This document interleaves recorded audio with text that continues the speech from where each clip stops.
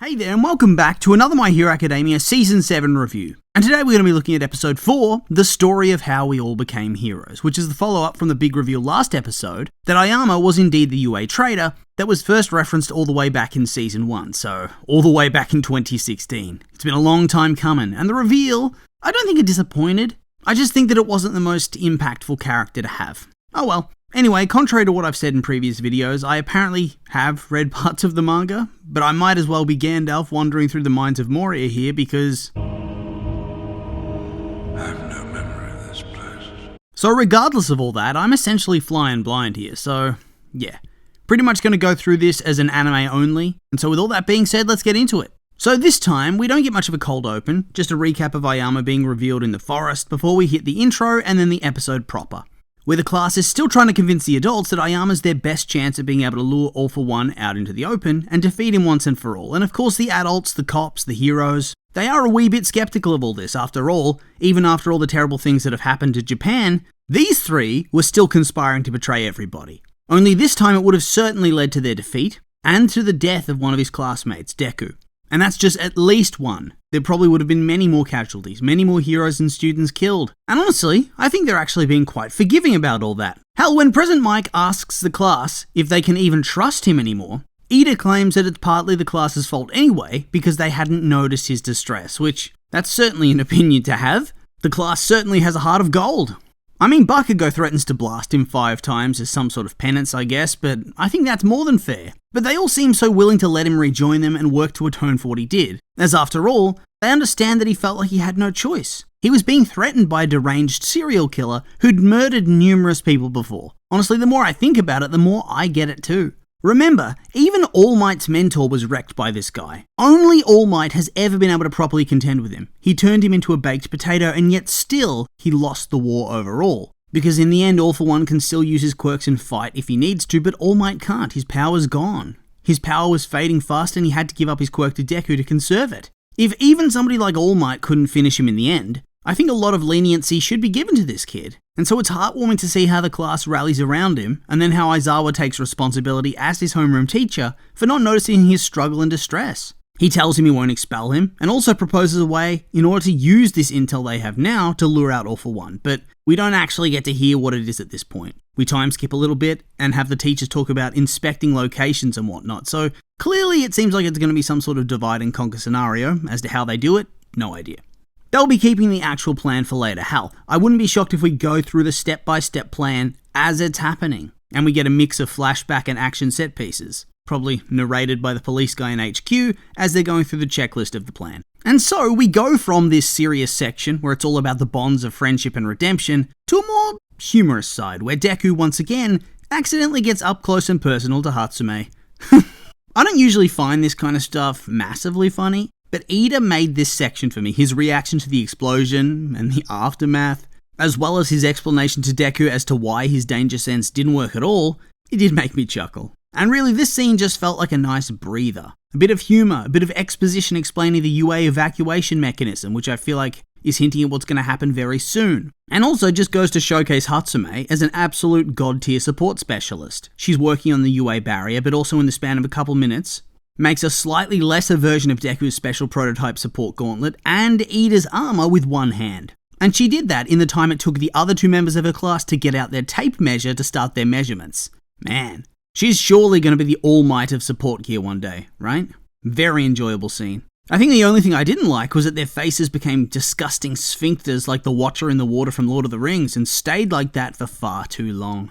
Ugh. We then get a little bit more discussion about Ayama and how the class hopes he's going to take their hand and allow them to help him find redemption before Mount Lady sends out the class to join the search, splitting them into teams of 3, centered around the undisputed most powerful characters in their class. Team Deku, Team Shoto, and Team Bakugo. And then that's the last time we actually see the class in this episode, which is actually a bit of a shame to me. I was enjoying this. I think I would have liked to see them on patrol, maybe have to work together to contend with a villain or a team of villains. I do hope they do that going forward. Maybe like next episode, like see them get their moments, like in the provisional licensing exam or Class 1A versus 1B battles. I just think it would add a lot to be able to see them in action this way before the final battle. Plus, action's awesome. I just want to see them curb stomp some low-level villains. Is that too much to ask? I just want to see some more, that's all. I mean, we do get a little bit of that in the next scene with Nejire, the Dragon Lady, Fat Gum, and Sun Eater, but even then, it's just Nejire blasting Godzilla in one shot, and then just them talking about how the time for heroes being able to do surprise, coordinated attacks on the villains is at an end,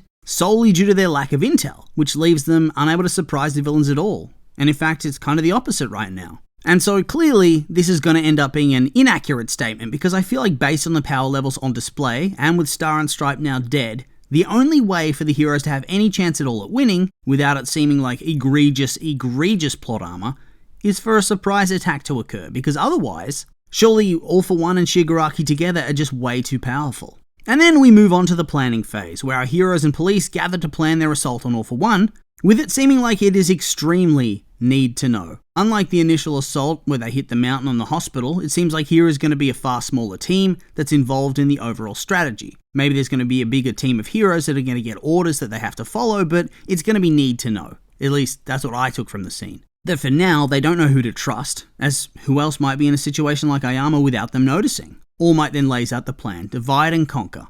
All For One is as powerful as weakened All Might was at Kamino, and in that battle he took out Best Jeanist with relative ease, so he's one tough customer. On top of that, Shigaraki's supposedly far more powerful than him, and they have a joint mental consciousness, which makes them able to coordinate attacks like they did at the prison break. This in turn means that they're pretty much unbeatable together, no matter if you have that dream team. You could have Endeavor, Shoto, Bakugo, Deku, Aizawa, Jeanist, Hawks.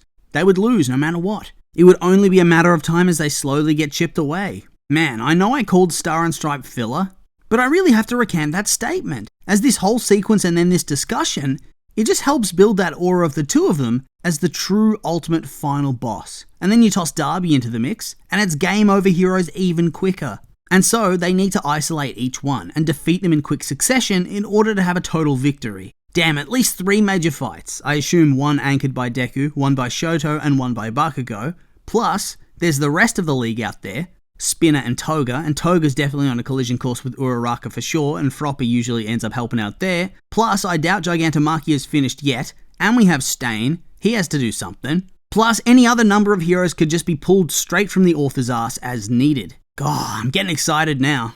This could be an all-timer arc if done right. Of course, the only way for these conditions to be met is for them to lure out and separate the villains all at once and then beat them. And it can only work if Ayama helps them out. Which is when we cut to him being held in a cell in hospital. They've scanned him, he doesn't have the secret bomb quirk, which is handy because, otherwise goodbye for the only way to actually defeat All For One. And really, this sequence just reiterates the points made in that opening segment, that the class and Mr. Aizawa are all behind Ayama, that they will help him and protect him, they're offering him the second chance to become a hero. But regardless of that, it doesn't feel repetitive, because I think it gives us some more insight into Ayama as a person, and also just gives us yet another awesome Aizawa mental moment. Aizawa makes it very clear that Ayama is lucky to be in this class, because there aren't many people, let alone a whole group of people, that would so easily offer him a second chance after all that's happened. But the whole class has rallied around him, and they want to take these steps with him. And then we dive into a bit more about what Ayama's been thinking. He wants to help, but he's afraid, not just of being brutally murdered, which is, a fair enough fear, but also of relapsing, of betraying his friends once again,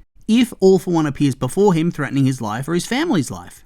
And Aizawa, like I said, proves to be a truly great mentor. He doesn't bullshit him, he doesn't lie, he tells him straight up that he may get expelled at the end of the day. He may get sent to prison perhaps, but all he can do now is fight. Not because he feels indebted to them, not because he feels guilty, but because that's what a hero does. And that he'll keep helping him as long as he's his hero teacher. Man, I tell you what, the unpeeling of the onion when it comes to Aizawa's character has been awesome to behold over the course of the last couple of years.